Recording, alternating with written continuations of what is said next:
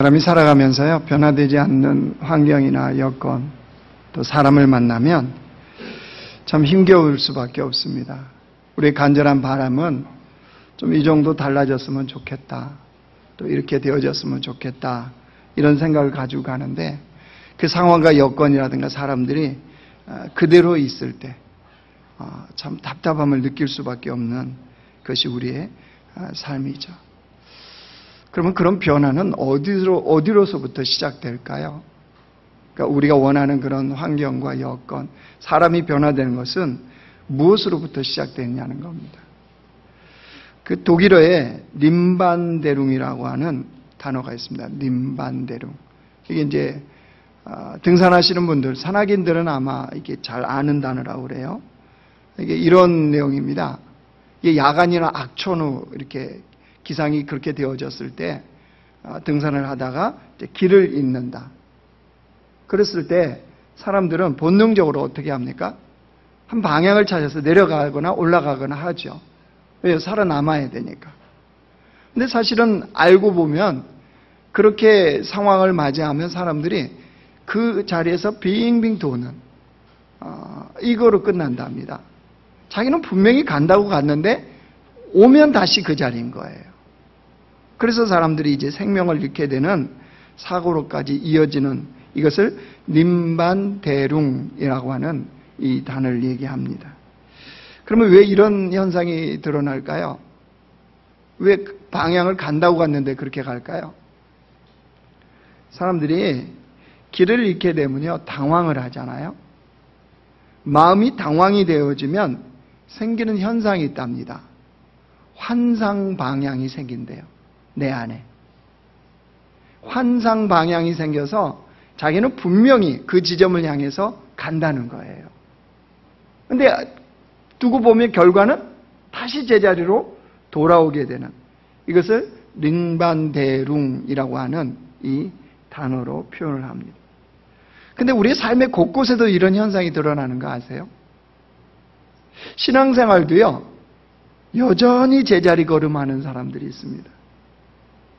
시간이 지나면서 그렇게 예배를 드렸고 주님을 알았다면 좀 성장하고 성숙된 그리스도인, 예수님을 닮는 그런 그리스도인으로 살아야 될 것 같은데 여전히 그 자리. 10년 지났는데 돌아서 그 자리. 20년 지났는데 그 자리. 가정에서 부부는 어떨까요? 사랑하기 위해서 사랑해서 결혼했다며요. 그러면 시간이 그만큼 살았으면, 결혼 생활 20년, 30년 했으면 더 친밀해지고 더 부부관계가 발전적이고 이렇게 돼야 마땅한 거 아닙니까?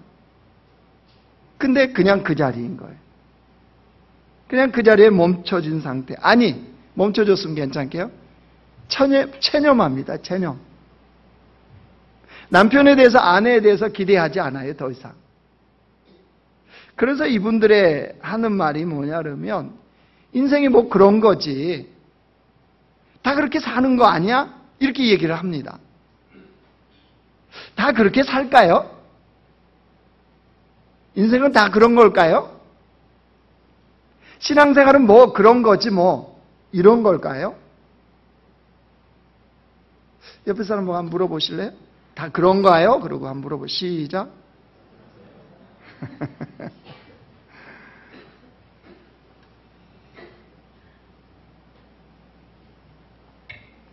도대체 그 변화는 어디서부터 시작되냐는 거죠.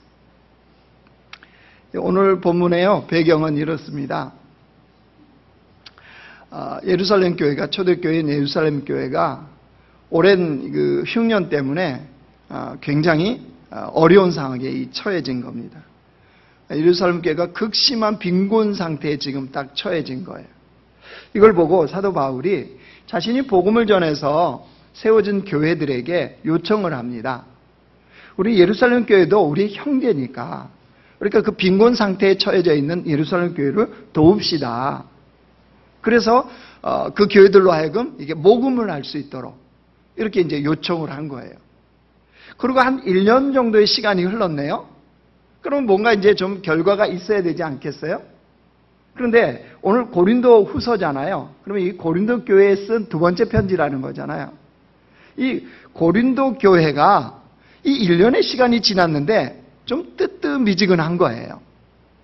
이 예루살렘 교회를 돕기 위한 모금 활동에 별로 이렇게 적극적으로 참여를 안 한 겁니다. 그래서 사도 바울이 편지를 써서 좀 너희들이 예루살렘 교회를 돕기 위해서 좀 적극적으로 참여했으면 좋겠다, 이렇게 얘기를 하는 거예요. 왜 그랬을까요? 여러분, 사실 모금이라는 건 뭘 얘기하는 거예요? 돈 얘기하는 거잖아요. 돈. 그죠? 그러면 고린도 교회 입장에서는 다소 부담스러울 수 있어요. 그렇지 않겠어요? 돈을 내라는 건데 얼마나 부담스럽겠어요. 그런데 이런 부담스러운 이야기 같은 것을 왜 하냐는 거죠. 왜 그 일에 고린도 교회가 열심을 낼 것을 바울이 부탁하느냐는 겁니다. 이 문제는 깊이 들어가면 돈 문제가 아닙니다. 이 모금의 문제는 돈 문제가 아니라고 바울은 보았기 때문입니다. 무슨 말이냐? 지금 고린도 교회가 이 일에 동참하는 것은, 이 일에 적극적으로 열심을 내는 것은 돈 문제가 아니고 그들의 고백된 복음에 대해서 실제로 그것을 드러내는 현장의 문제였습니다. 무슨 말이냐? 자신들이 십자가로 구원받았다고 하는 이 복음, 이 복음의 고백이 삶으로 증명돼야 된다는 거예요. 하나님의 말씀을 믿고 하나님의 자녀가 되었고 우리가 그렇게 천국 백성이 되어서 하나님 나라 백성으로 산다는 것, 이 모금 운동을 통해서 어떻게 하라는 거예요? 실제 삶으로 증명해 내보라는 거. 너희들이 믿는다며, 너희들이 고백한다며. 그러면 실제적으로 그것을 삶으로 증명하는 일이라고 지금 바울이 이야기하는 거예요. 그러니까 이 문제는 뭘로 풀어야 돼요? 돈 문제로 풀어가는 게 아니에요. 이해되시지요? 예. 자, 그래서 바울이 지금 권면하는데, 여러분 이게 자칫 잘못하면 이게 고린도 교회를 책망하는 것처럼 보여요. 근데 절대 책망하는 게 아닙니다. 격려하고 도전하고 권면하는 내용이에요. 자, 한번 보실래요? 1절 말씀 보세요. 첫 시작을 뭐라고 그럽니까? 형제들아 그러죠. 이게 책망이 아니죠. 형제들아 그러면서 하나님께서 마게도니아 교회들에게 주신 은혜를 우리가 너희에게 알리로니 이렇게 했습니다. 자, 고린도 교회가 이 일에 동참하기를 원하는 그 마음을 지금 바울이 표현하면서 어디를 샘플로 들어서 지금 설명하려고 하는 거예요? 마게도니아 교회들입니다. 그러니까 마게도니아에 있는 이 여러 교회들의 모습을 통해서 고린도 교회를 도전하고 격려하고 권면하려고 하는 거예요. 이 마게도니아 교회들이라는 것은 어디 교회를 얘기하냐면요, 데살로니가 지역에 있는 교회들, 베레아 지역에 있는 교회들, 빌립보 지방에 있는 교회들, 이런 교회들이 이 일에 동참했다는 거예요. 그러니까 그들의 모습을 보면서 좀 고린도 교회가 뭐 하라는 거예요? 도전을 받으라는 거예요. 그런 차원에서 바울이 권면하는 거예요. 그러니까 이거는 비교가 아니에요. 야, 이들은 이렇게 하는데 너희들은 왜 이렇게 하냐? 이런 책망이 아니고, 이 바울의 핵심은 뭐냐면요, 이 교회들이 그렇게 할 수 있었던 원동력이 있다는 거예요. 이걸 말해주고 싶었던 거예요. 그러니까 너희들도 그걸 가지고 해라. 고린도 교회 너희들의 문제는 이거다. 이게 없어서 그렇다라고 바울이 이야기를 해주고 싶은 거예요. 그게 뭘까요? 이 마게도니아 교회들이 그렇게 적극적으로 동참할 수 있었던 원동력이 어디에 있었을까요? 1절에 그 답이 있어요. 1절에 뭐였다고요? 형제들아, 하나님께서 마게도니아 교회들에게 주신 은혜를 우리가 너희에게 알리노니. 뭐였다고요? 그 원동력이 하나님께서 주신 은혜예요. 오늘 설교 제목이요. 하나님께서 주신 그 은혜가 이 마게도니아 교회들을 움직일 수 있는, 그들이 할 수 있는 원동력이었다는 거예요. 자, 그러면 그 교회들이 그렇게 했는데 여러분 어떤 형편에서 했는지 좀 보십시오. 자, 2절 가보세요. 2절 같이 읽어요. 시작. 환난의 많은 시련 가운데서 그들의 넘치는 기쁨과 극심한 가난이 그들의 풍성한 연보를 넘치도록 하게 하였느니라. 자, 이들의 형편이 보이십니까? 마게도니아 교회들이 처한 형편이 뭐라고 거기 써졌어요? 환난의 많은 시련 가운데 있었대요. 뭐 삶이 넉넉하고 뭐 평온하고 이래서 한 게 아니라는 거예요. 환난을 당하고 있는데 많은 시련이 있대요, 이들에게는. 극심한 시련. 정말로 힘든 환난. 이게 마게도니아 교회들이 처한 형편이었어요. 또 하나 있어요. 그것만은 그렇지 않아요. 그 다음 2절에 그 중반 보세요. 어떤 형편이었어요? 극심한 가난이래요. 요즘 우리 한국말로 번역하면 뭐라고 그럴까요? 찢어지게 가난하다. 참 우리나라 말은 멋있어요. 그렇죠? 가난한데 어떻게 이렇게 찢어지게 가난하냔 말이에요. 안 멋있나요? 우리나라 말은 참 멋있어요. 이렇게죠. 찢어지게 가난한 가운데 있대요. 이들은. 자, 여러분 생각해 보십시오. 형편이 환난을 당하는데 많은 시련, 그러니까 환난이 너무나 많아서 시련이 너무나 많은 거예요. 지금 이들이 처한 형편이. 그런데다가 찢어지게 가난하대요. 지금. 자, 그러면 거기에 따른 자연스러운 반응은 뭐겠습니까? 환난의 많은 시련 가운데 있으면 그 다음 나타나는 자연스러운 반응은 뭐죠? 넘치는 좌절, 그죠? 넘치는 슬픔, 넘치는 분노. 이거 자연스러운 반응이잖아요. 그죠? 그 다음에 극심한 가난. 그럼 자연스러운 우리의 반응은 뭐예요? 적은 연보. 이게 당연한 거죠. 왜 남의 이야기처럼 눈만 껌뻑거리세요, 지금? 아니, 우리 당연히 이렇게 반응하잖아요. 우리 반응이 뭐예요? 아니, 하나님도 아시고 다 알아. 우리 이 정도 하면 된 거야.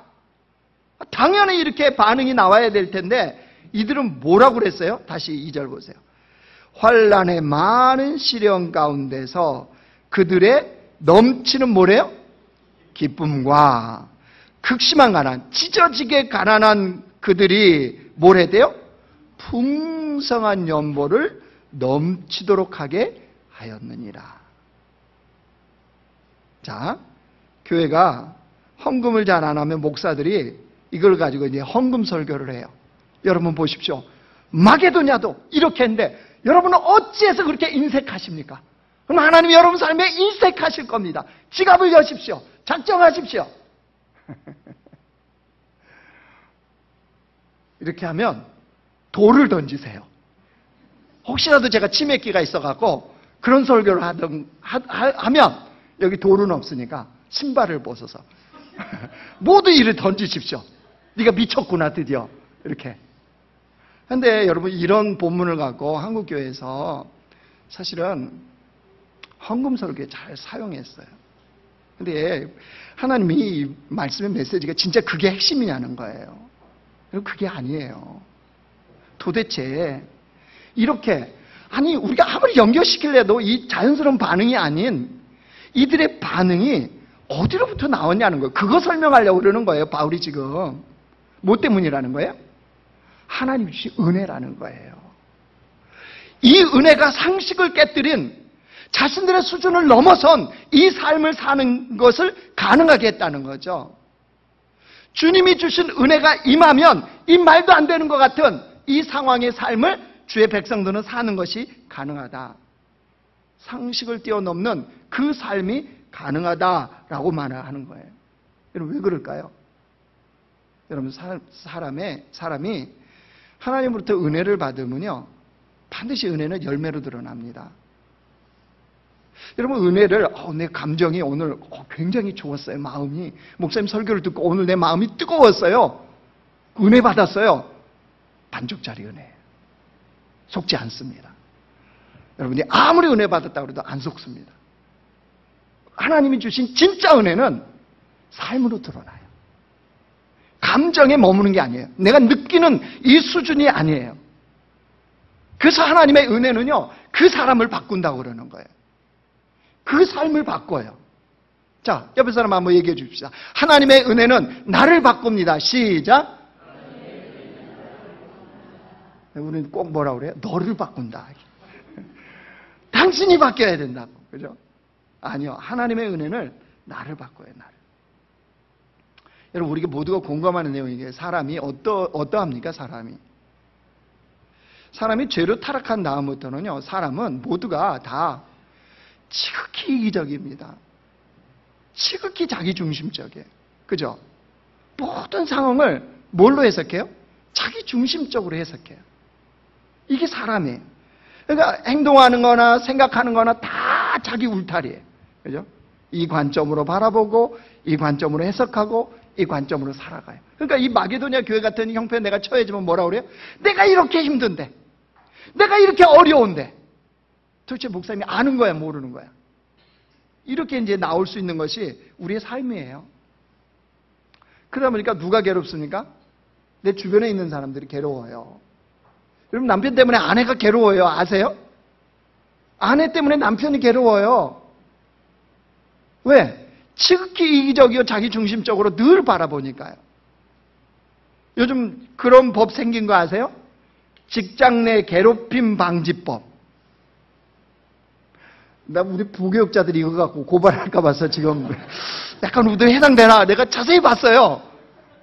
근데 이거는 근로자들이 이렇게 그 있잖아요. 그런 현장에 해당된다고 그래서 내가 조금 안심은 됐는데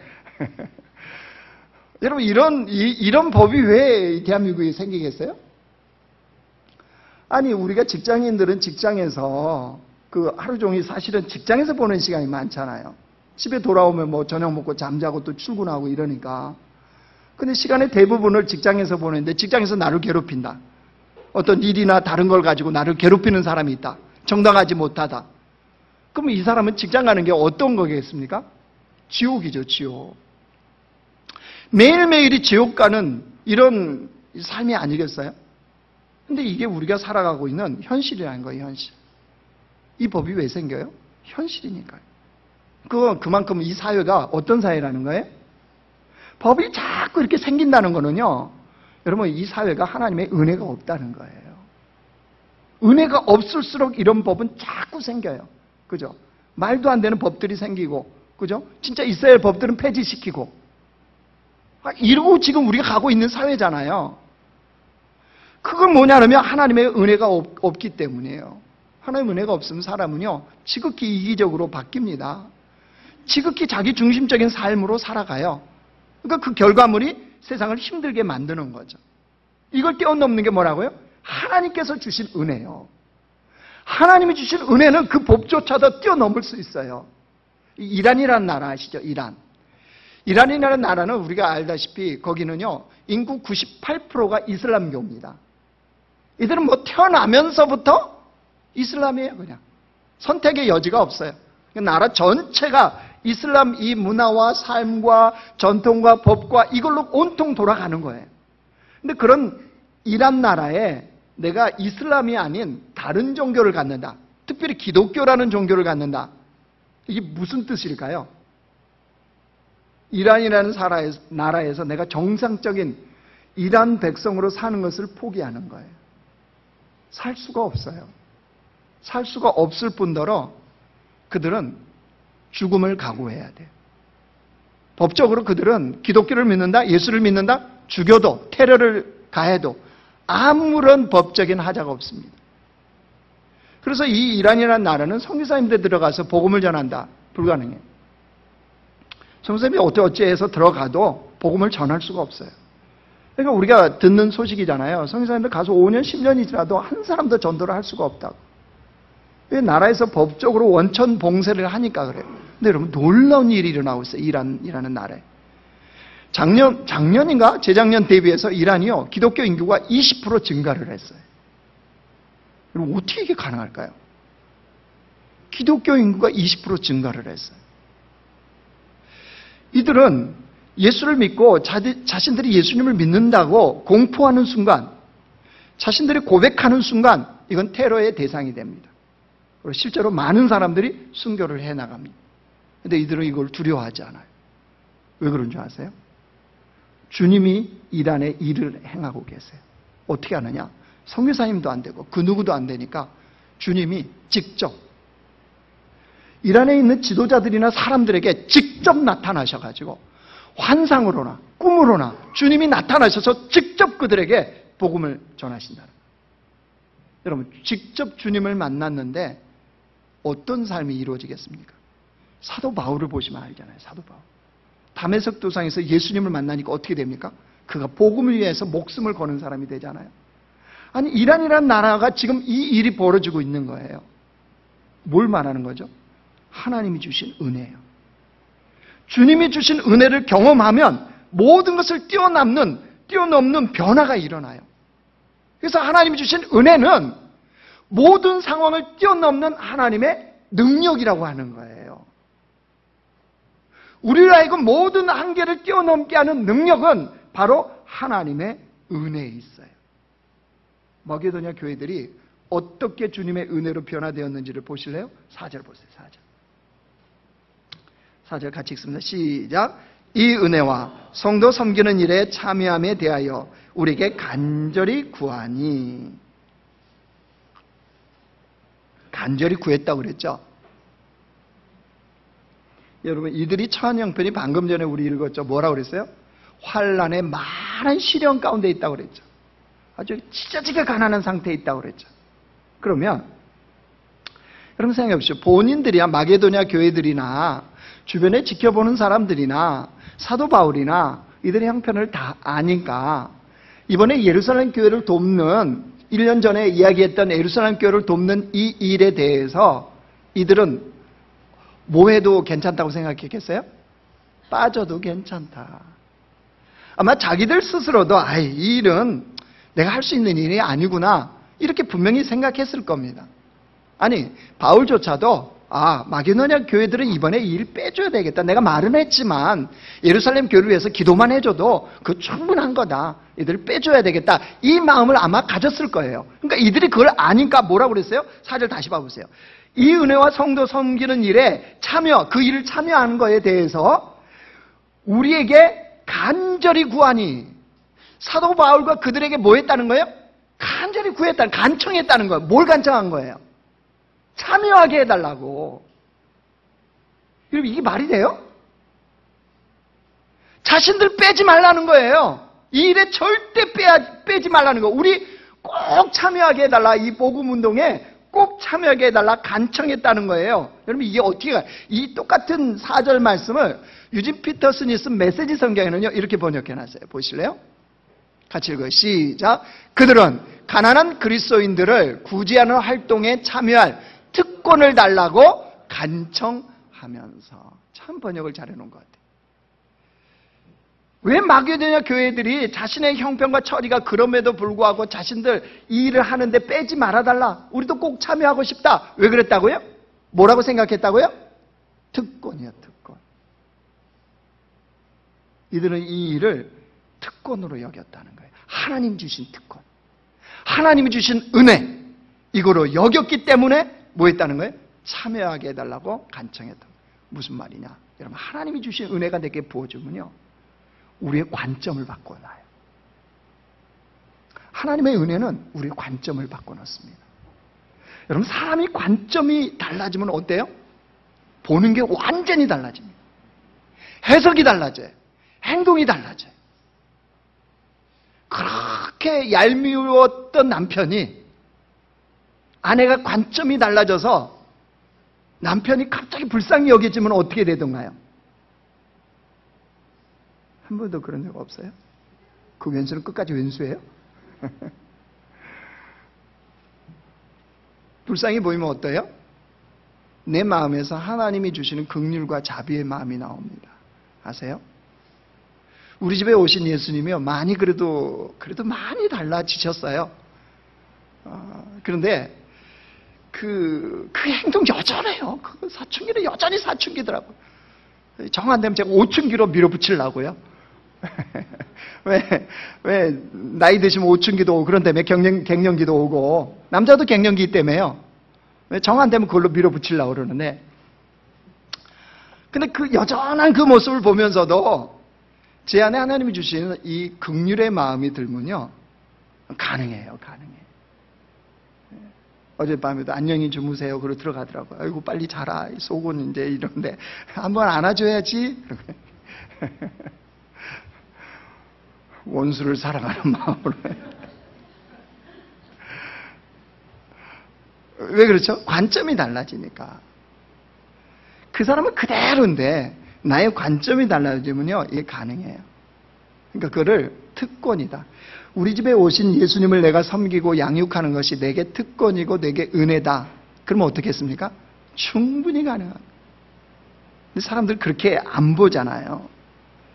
여러분, 우리가 살아가면서 축복의 통로가 된다는 것, 누군가에게 내가 축복의 통로가 되어진다는 것을 내가 하나님으로부터 받은 특권과 은혜라고 생각한다면 여러분 어떻겠습니까? 달라요. 내가 축복의 통로가 되어서 흘리는 사람이나 받는 사람이나 다릅니다. 모두가 주의 은혜를 봐요, 그곳에서. 근데 세상은 어떤가요? 세상은 철저하게 갑과 을이죠. 그러니까 아무리 갑이 베풀어도 을 입장에서는 뭐죠? 늘 손해보고 늘 대항해야 될 것 같고 늘 저항해야 될 것 같고, 거기는 그 사이에는요, 은혜가 없어요. 여러분, 하나님이 주신 은혜가 내게 오면 관점이 달라진다니까요. 올해 단기 선교가 우리 평창하고 완도로 이렇게 이제 결정났고, 평창팀이 지난주에 갔다 왔어요. 그렇죠? 32명이. 정말 비 오는 가운데서도 가고 다니면서 복음을 전했고, 이분들을 초청했고, 그죠? 이제 다음 주에 이제 완도, 오늘 이제 파송할 건데, 또 완도 갑니다. 근데 여러분 보십시오. 단기 선교라는 게 철저하게 자비량 아닙니까? 그죠? 몸만 가면 되는 거 아니잖아요. 시간 내야 되잖아요. 에너지 쏟아야 되잖아요. 또 헌금들 하잖아요. 돈이 있어야 돼요, 거기에. 그냥 가는 거 아닙니다. 그러면 돈 들여, 시간 들여, 에너지 들여. 이거 왜 하는 겁니까? 왜? 왜요? 그렇게 했더니 기독교 협의회에서 우리 교회 이번에 뭐 표창장 줬나요? 하나님이 여러분 집에 돌아왔더니 요즘 금값 올라간다고 그러던데 금 한 5덩어리 있던가요? 집에? 택배로 왔어요? 이런 일 없죠?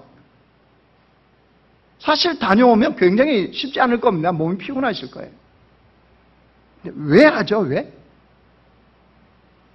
우리는 이 일을 왜 할까요?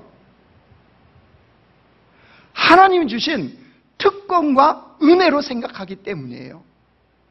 복음을 내게 맡겨주신 이 특권, 내가 하나님의 사랑을 받은 것을, 사랑을 흘릴 수 있는 이 은혜, 이걸 내게 맡겨줬다고 생각하기 때문에 하는 거 아니겠습니까?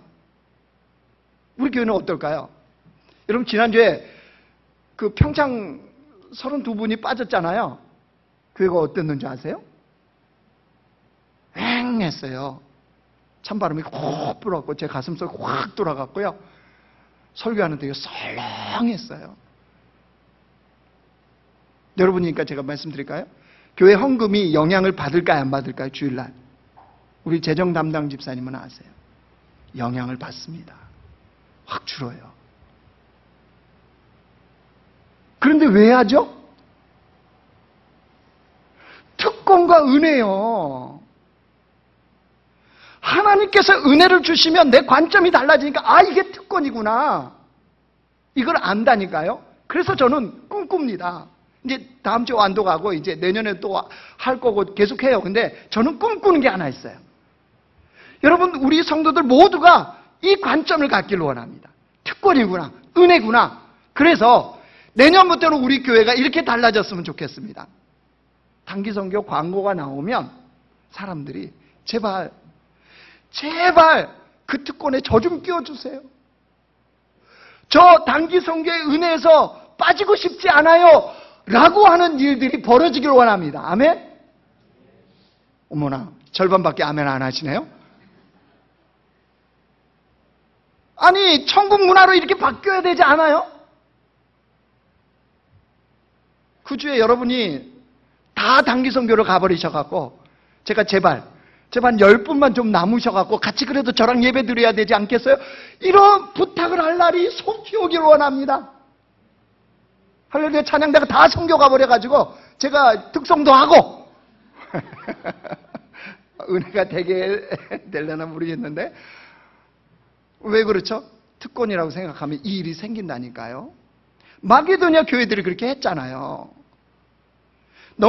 형편이 넉넉하고 할 수 있어서 한 것이 아니고 하나님의 은혜가 그들에게 부어지니까 이 일이 가능했다는 거죠.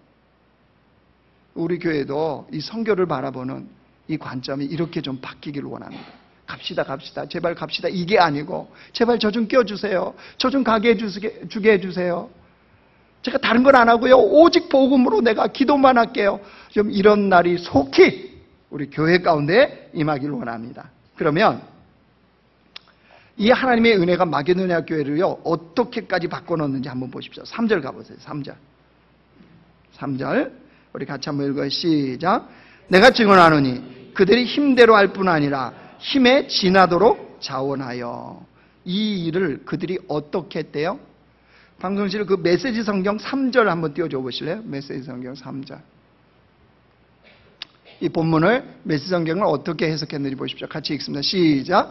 자신들이 베풀 수 있는 것이면 무엇이나 베풀고 자신들이 베풀 수 있는 것 그 이상을 베풀었습니다. 그러니까 마게도냐 교회들이 지금 어떻게 하고 있다는 거예요? 그 예루살렘 교회를 돕기 위한 이 모금 운동에 어떻게 하고 있다는 거예요? 자신들이 할 수 있는 거 뭐 뭐든지 했다는 거예요.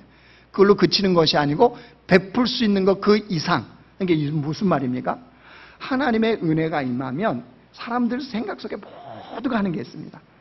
적정한 선. 적정한 선을 지키려고 그래요.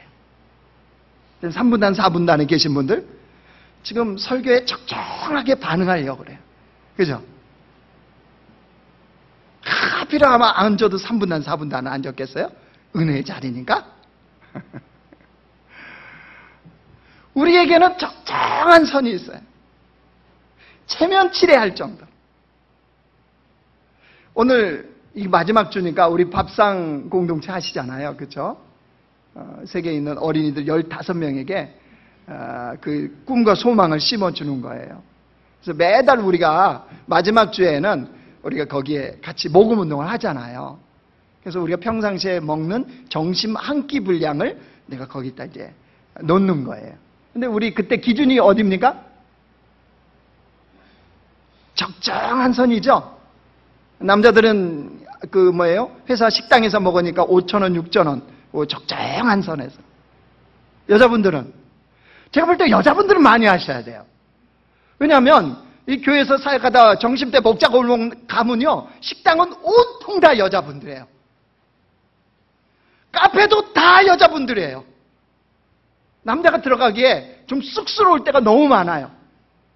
그 여자분들은 계산 잘하세요. 점심 먹고 카페 가서 차 마시고 이러기 때문에 제가 여자분들은 적정한 선이 2만 원인 것 같아요.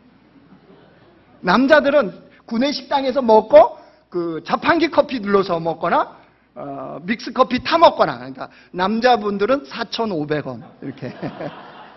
네. 이게 적당한 선이지 않을까 싶습니다. 근데 사람들은 다 뭐예요? 적당하게 이렇게 하려고 그러죠. 근데 마게도냐 교회는 그렇지 않았다는 거예요. 그렇게 안 했다는 거예요. 왜 그렇죠? 하나님이 베푸신 은혜 때문에. 그 은혜가 자신들을 달라게 했어요. 보십시오. 어느 정도인지 5절 가보세요. 우리가 바라던 것뿐 아니라 그들이 먼저 자신을 주께 드리고 또 하나님의 뜻을 따라 우리에게 주었노라. 이들은 돈을 준 것이 아니고 뭘 줬대요? 자기를 줬대요. 마게도냐 성도들은, 마게도냐 교회들은 모금에 돈을 낸 것이 아니고 자기 자신을 주는 것으로 생각을 했다는 거예요. 그러니까 적당히 할 수 있어요? 아니요. 적당히 못했죠. 여러분, 하나님의 은혜는 이렇게 우리의 자세와 태도까지 바꿔놓습니다. 그래서 은혜를 받은 자만 이게 가능한 거예요. 아브라함도 여러분 100세가 되어서 이삭을 낳잖아요. 이 이삭이 아브라함에게는 뭡니까? 전부입니다. 전부. 하나님의 약속 유업을 이을 자녀가 이삭입니다. 하나님이 이삭이 아니고는 안 된다고 말씀하셨거든요.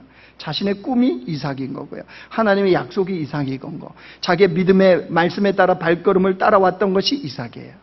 근데 하나님이 뭐라고 그래요? 이삭을 번제로 바치래요. 이거 뭐 하라는 거예요? 이삭을 바치라는 거예요? 아니죠. 아브라함 너를 바치라는 거죠. 그런데 아브라함이 이런 하나님의 명령 앞에 어떻게 합니까? 우리 잘 알아요. 창세기 22장 12절 말씀 보여주세요.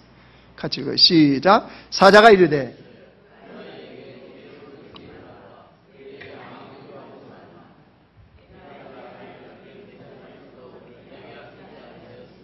내가 이제야 내가 하나님을 경외하는 줄을 아노라. 내가 내 아들 내 독자까지도. 하나님도 다 아세요. 이삭이 아브라함이 어떤 존재인지. 근데 아브라함이 어떻게 했대요? 하나님께 아끼지 아니하고 드렸대요. 왜 그랬을까요? 이렇게 어떻게 인간의 본성을 뛰어넘는, 아버지와 자식 간의 그 본성이 있잖아요. 그걸 뛰어넘는 이 행동이 어떻게 가능했다고요? 아브라함은 하나님이 베푸시는 은혜를 알아요. 그 은혜가 어떤 것인지를 알아요. 누가요? 아브라함이.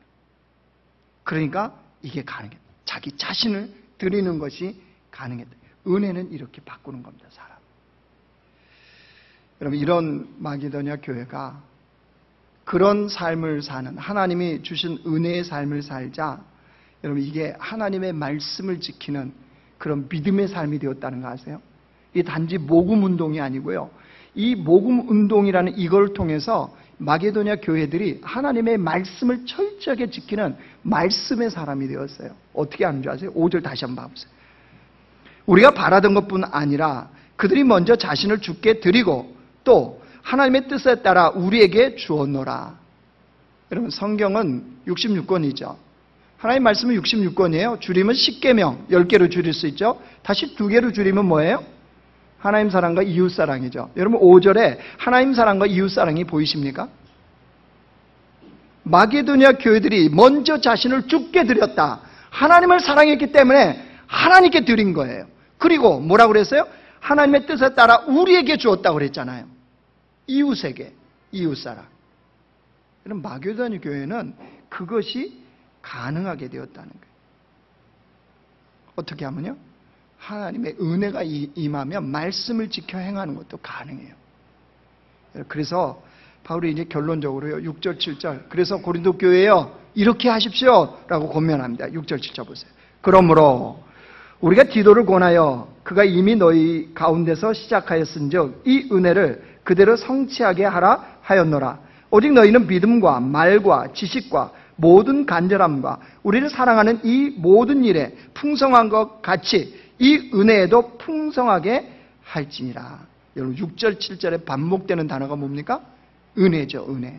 그러니까 너희들도 이제 이렇게 도전해라. 이렇게 내가 격려한다. 내가 이렇게 너희를 권면한다. 어떻게 하라는 거예요?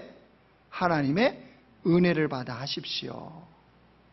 하나님의 그 풍성한 은혜로 여러분들도 그 삶에 도전하십시오.